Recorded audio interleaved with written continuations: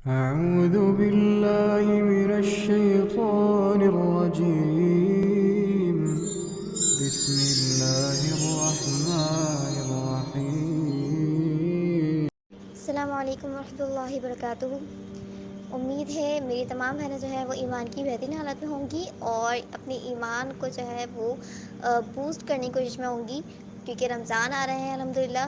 اور الحمدللہ جس طریقے سے آج ہمارا کورس کا آغاز ہے، تو پہلا کورس ہے اور اس کے لیے ضروری ہے کہ ہم یہ تھوڑی سی بات جان لیں کہ ہم یہ کورس کر کیوں رہے ہیں، اور ہم ان صورتوں کو، ہم اس سورہ کی اس آیت کو کیوں یاد کرنے کی کوشش کر رہے ہیں۔ تو اس کے بارے میں جو ہے وہ ایک فضیلت آتی ہے، اور نبی صلی اللہ علیہ وسلم نے فرمایا کہ مجھے یہ عرش کے خزانوں میں سے خزانہ دیا گیا ہے۔ یعنی یہ دو آیات جب نبی صلی اللہ علیہ وآلہ وسلم جب معراج پہ گئے تھے، تب ان کو یہ انعام دیا گیا۔ اب اللہ تعالیٰ کے عرش کے نیچے جو خزانہ ہے، اس خزانے میں سے یہ انہیں انعام دیا گیا۔ تو ضروری ہے کہ ہم اس کو یاد کریں، اور جب یہ اللہ تعالیٰ کے عرش کے نیچے کا خزانہ ہے تو یقیناً بہت بہترین چیز ہوگی۔ اور دوسری یہ کہ نبی صلی اللہ علیہ وسلم فرماتے ہیں کہ جو بندہ یہ رات کو پڑھ کے سو جائے، وہ اس رات کے لیے اسے کافی ہو جائے گا۔ یعنی وہ اس رات اس کے ساتھ جو بھی ہو اور جو معاملات ہوں، اور اس کو اگر کچھ چیز، یعنی کہ اگر کچھ وہ تنگی ہو، کوئی پریشانی ہو، تو اس رات کی جو عبادات، جو کفایت کر دے گا، وہ ان باتوں سے جو آپ نے کمی کوتاہیاں کی ہوں گی انشاءاللہ۔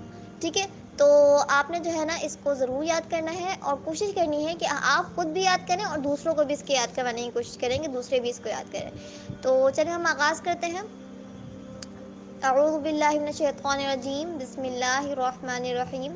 اور میں آپ لوگوں سے ایک بات یہاں ضرور کہنا چاہوں گی کہ آپ لوگوں نے اچھی اچھی نیتیں کرنی ہیں، کیونکہ اللہ تعالیٰ نیتوں کے جیسی بندے کی نیت ہوتی ہے نا، اس کے جیسا ہی اللہ تعالیٰ اسے اجر دیتے ہیں۔ تو آپ نے اچھی سی نیتیں کرنی ہیں اور اس کو ضرور یاد کرنا ہے۔ بیچ میں سے شیطان اگر آپ لوگوں کے اوپر حملہ کرے، یا شیطان پتہ ہے کیا چاہتا ہے؟ شیطان چاہتا ہے کہ میں اللہ تعالیٰ کے بندوں کو اللہ تعالیٰ کی معرفت حاصل ہونے ہی نہ دوں، اور یہ چاہتا ہے کہ میں اللہ تعالیٰ کے بندوں کو جو ہے نا یہ کرنے ہی نہ دوں کہ وہ اس کو سیکھ سکیں اور اللہ تعالیٰ کے قریب ہو سکیں۔ اور یہ اگر ہم کچھ یاد کر رہے ہیں کہ اللہ کا حکم ہے نا، اللہ کے عرش کا خزانہ ہے، تو اس کی محبت میں ہم یہ یاد کریں نا، تو شیطان تو چاہتا ہی نہیں ہے کہ ہم اس کی محبت، اللہ تعالیٰ کی محبت ہمارے دل میں آئے، یا اللہ تعالیٰ ہم سے محبت کرنے لگ جائیں، ہمیں اللہ تعالیٰ کی قربت حاصل ہو۔ شیطان تو یہ نہیں چاہتا نا، تو وہ آپ لوگوں کی طرف ہر طرف سے آئے گا۔ قرآن میں آتا ہے کہ وہ آپ کے بائیں سے بھی آتا ہے، وہ آپ کے دائیں سے بھی آتا ہے، وہ آپ کے آگے سے بھی آتا ہے، اور وہ آپ کے پیچھے سے بھی آتا ہے۔ تو ہمیں پتہ ہے ڈاکو کہاں آتا ہے؟ ڈاکو وہیں آتا ہے نا جہاں پہ ایمان ہوتا ہے۔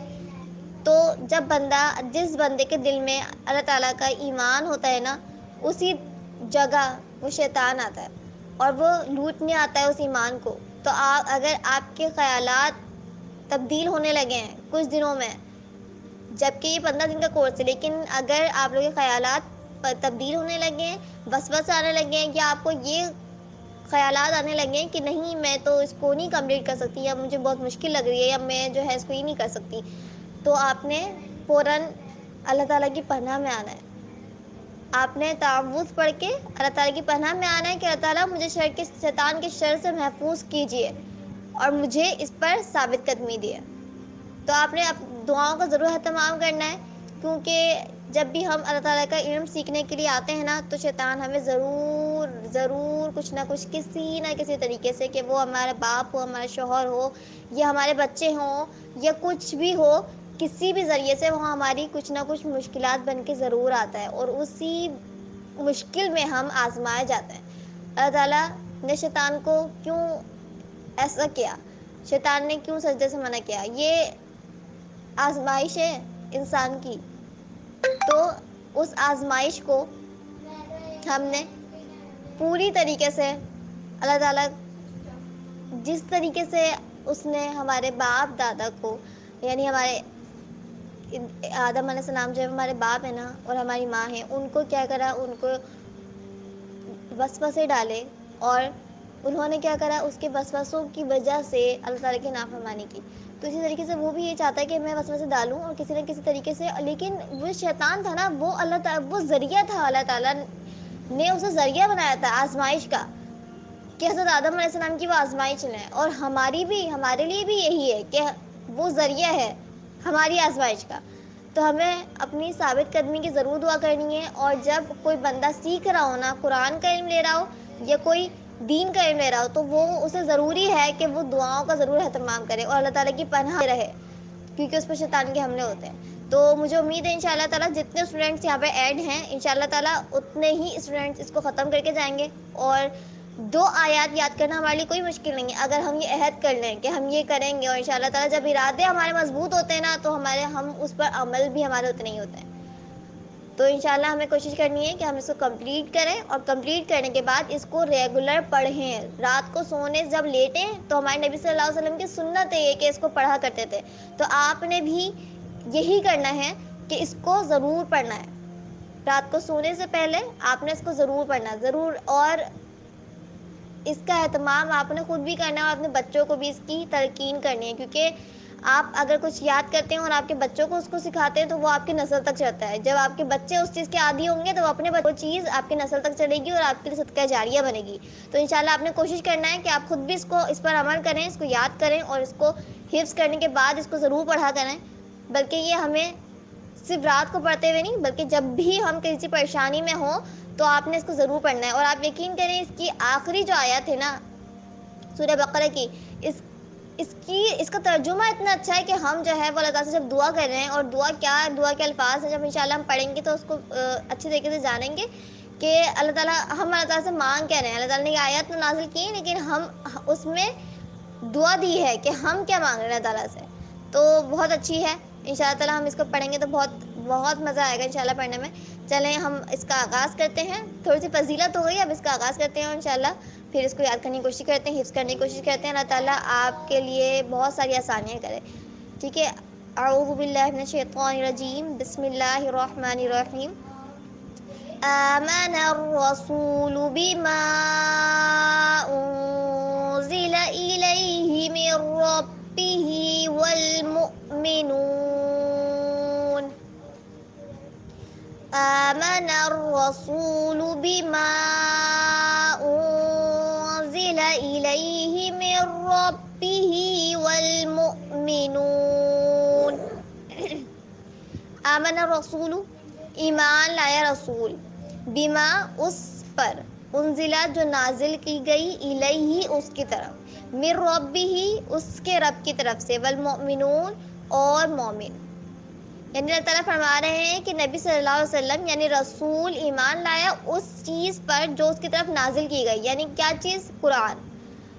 اور آگے کیا فرما رہے ہیں کہ والمؤمنون اور مومن بھی ایمان لے کر آئے. کس چیز کے اوپر؟ جو نبی صلی اللہ علیہ وسلم پر نازل کی گئی. اور وہ کیا چیز ہے؟ قرآن. دوبارہ پڑھ لیتے ہیں ہم اس کو. آمن الرسول بما انزل الیہ من ربہ والمؤمنون. ٹھیک ہے. تو تجوید کی لیتے ہیں.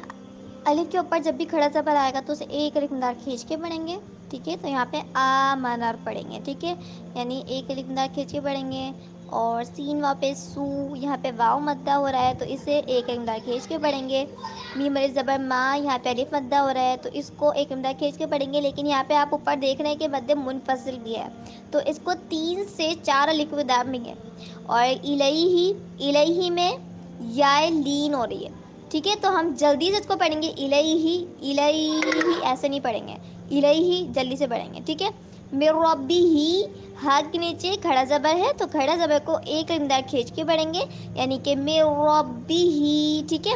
اور والمؤمنون، یہ مومنون نہیں ہے، حمزہ ہے اور حمزے کے اوپر جزم ہے. یعنی جب بھی حمزہ کے اوپر جزم آتا ہے تو اسے جھٹکا دے کے پڑھتا ہے. تو اس کو پڑھیں گے والمو.